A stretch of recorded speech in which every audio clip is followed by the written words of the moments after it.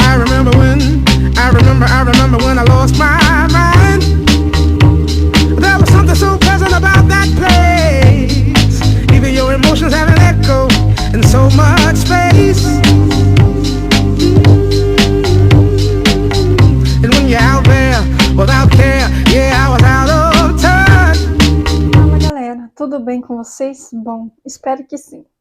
Hoje, dando continuidade à nossa aula passada, que nós falamos sobre as células do sistema nervoso, e nós falamos sobre as células nervosas dos nossos neurônios, hoje nós vamos falar dessas amigas dos neurônios, porque sem elas, a função dos neurônios não seria possível.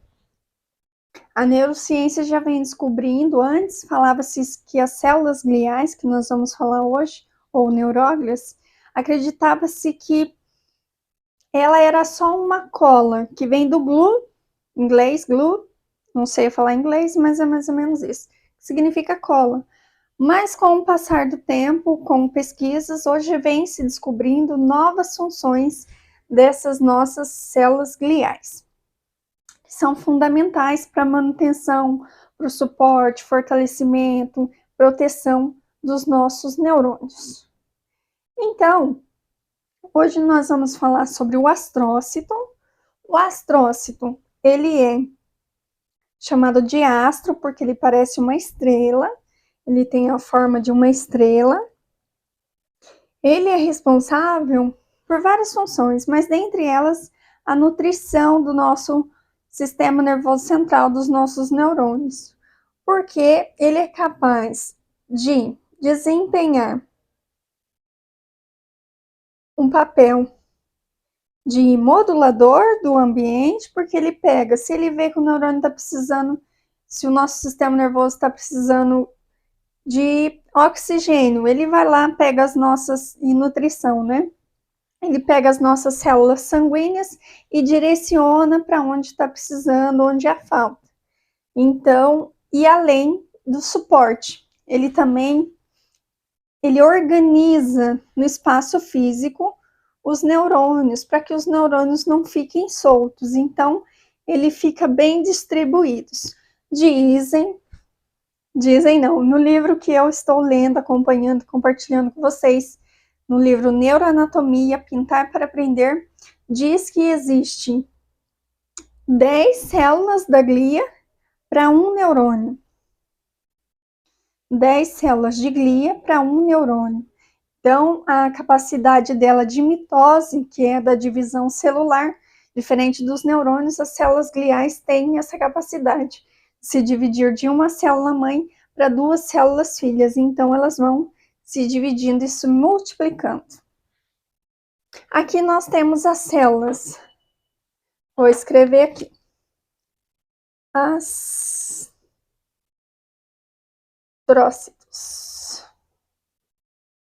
As células ependimárias. As nossas células ependimárias, elas ficam nas cavidades dos nossos ventrículos. Lembra lá na aula que a gente falou sobre os ventrículos, da embriologia, como que nasce o ventrículo, que eles vão sofrendo pressões, e aí eles vão se transformando em cavidades? Pois bem, quem reveste essas cavidades são as células ependimárias. E o que elas fazem? Essas células ependimárias, principalmente com essas cristas aqui, ela expulsa, ela faz com que o líquido do cérebro espinhal, ele faça o seu movimento, que ele tenha para onde ir. Então, ele chega e essas penugens, elas vão empurrando o líquido cérebro-espinhal. Então, essa é a função das células ependimárias. Essa daqui é um nominho bem difícil. Oligodendrócitos. Você vê que as células da glia são realmente amigas do nosso sistema nervoso central, dos nossos neurônios. Oligodendrócitos, eles têm uma relação direta com o nosso sistema nervoso central. Por quê? Lembra que nós falamos também em aula passada sobre a estrutura do neurônio, que o neurônio tem um corpo celular, tem um axônio e tem que propaga o impulso nervoso e que tem muitos neurônios, não são todos, que tem a bainha de mielina, que é essa proteção do nosso axônio, do nosso neurônio. E que ela é importante para que o impulso nervoso ele seja muito mais rápido, a nossa resposta a algum tipo de estímulo ela seja muito mais precisa e muito mais rápida. Então, o oligodendrócitos ele é capaz de segurar, de se ligar a pelo menos 60 neurônios. 60 neurônios. Então, ao mesmo tempo que ele está aqui, ele também pode estar em 60, mais 59 neurônios. Um oligodendrócito, tá? E tem essa célula aqui, que é basicamente, ele serve como um isolante, tá? Para que não ocorra, por exemplo, muita excitação do nosso neurônio, onde ocorre a epilepsia. Então, ele serve como um isolante do nosso neurônio, tá? Também tem essa célula aqui chamada, não é a célula de Tai Chi, mas é a célula de Schwann. Schwann. 2 N's. Não lembro se tem C, mas é mais ou menos assim. Isso daqui é as células de Schwann. As células de Schwann, assim como os oligodendrócitos, ela é responsável, como ele, por produzir a bainha de mielina. Só que ele é responsável por fazer isso no sistema nervoso periférico, que são nos nossos nervos, nas nossas terminações nervosas, nos gânglios. Então, ela vai fazer essa proteção no sistema nervoso periférico. Já os oligodendrócitos, ele vai produzir no nosso sistema nervoso central. E tem essa linda, chamada micróglia. Deixa eu falar, gente. Micróglia. Que ela é a nossa faxineira ou faxineiro, tanto faz. Mas como é micróglia, vamos colocar como faxineira. A micróglia, ela tem uma ligação direta com o nosso sistema imune. Ela é responsável por fazer a fagocitose, que é a limpeza de todas as sinapses, de todas as conexões que não estão sendo utilizadas do nosso sistema nervoso. Então, ela vai lá e faz a limpeza. Para quê?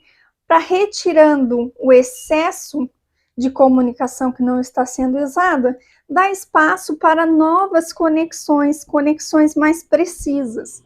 Então, quem faz esse papel é a nossa micróglia.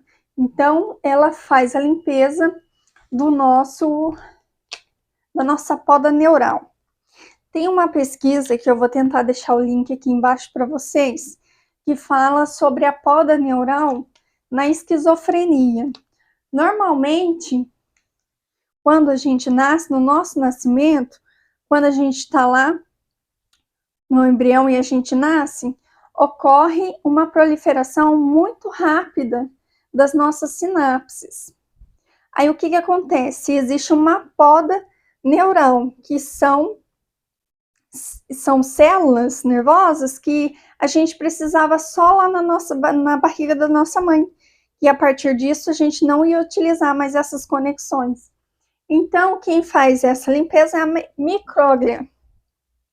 Aí, com o passar do tempo, vai chegando lá na periadolescência, é que acontece uma nova reorganização do nosso sistema, da nossa poda neural. Acontece uma nova poda neural.